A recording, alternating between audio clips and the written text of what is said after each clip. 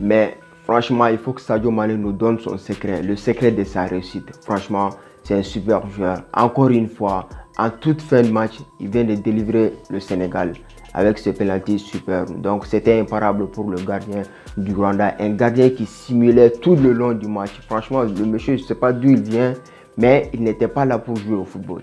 Donc le débat n'est pas là. Revenons à nos moutons. Donc Aliou Cissé qui avait fait tourner l'effectif, hein, il avait vraiment fait tourner l'effectif.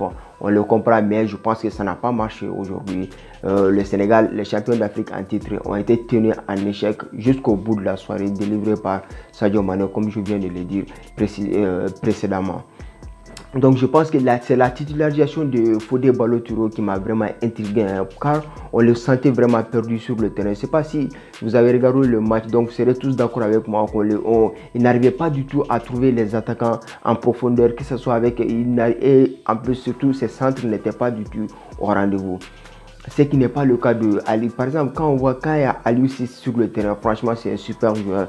Lui, il arrive toujours à trouver Sadio Mané les yeux fermés. Et surtout, Ismaïla Sarr sur son côté droit. Il arrive toujours à donner des ballons dans la profondeur et surtout des centres bien réussis. Donc, cela ne veut pas dire que Fodé Ballo-Touré est un mauvais joueur, hein, loin de là. Donc c'est juste qu'aujourd'hui, ce n'était pas son match. On l'a vu lors de la Coupe d'Afrique des Nations. Il a vraiment dépanné l'effectif du Sénégal. C'est juste qu'aujourd'hui, il n'était pas au rendez-vous. Je ne l'ai pas senti impliqué collectivement. Donc à sa sortie, quand Aliou Cissé est rentré sur le terrain, ça a complètement changé le physionomie du match, hein.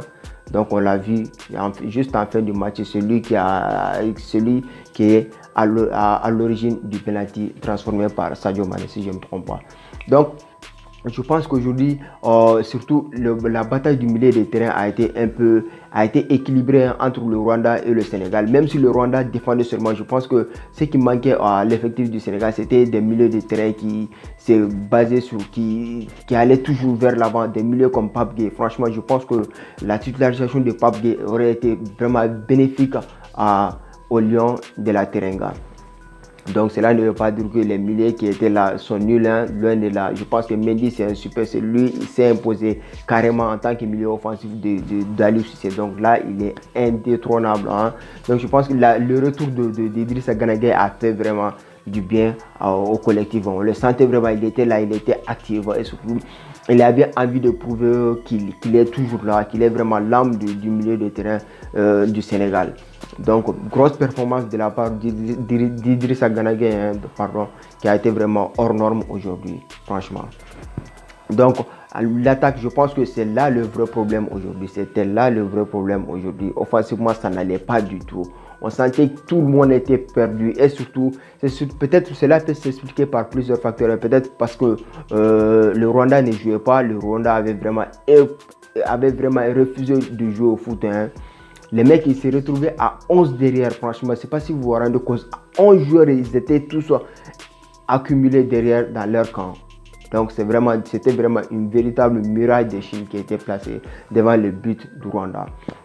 Donc, c'était vraiment difficile pour les attaquants aujourd'hui. À l'image de Ismaïla Sarr qui était complètement perdu. On le sentait, on ne les voyait même pas sur le terrain. Et surtout Sadio Mané qui a été obligé de venir au milieu des terrains pour pouvoir toucher quelques balles. Donc aujourd'hui, c'était vraiment chaud pour les attaquants. Heureusement, Sadio Mané était là, franchement la superstar et surtout le meilleur joueur africain au monde. Donc si ce n'est le meilleur joueur au monde actuellement. Donc franchement, c'était super Sadio Mané. Encore une fois, il vient de délivrer tout un peuple. Donc les amis, c'est tout pour cette petite analyse, hein. Si la vidéo vous a plu, vous savez ce qu'il vous reste à faire. On se retrouve bientôt pour d'autres vidéos. Merci à vous et bonne soirée.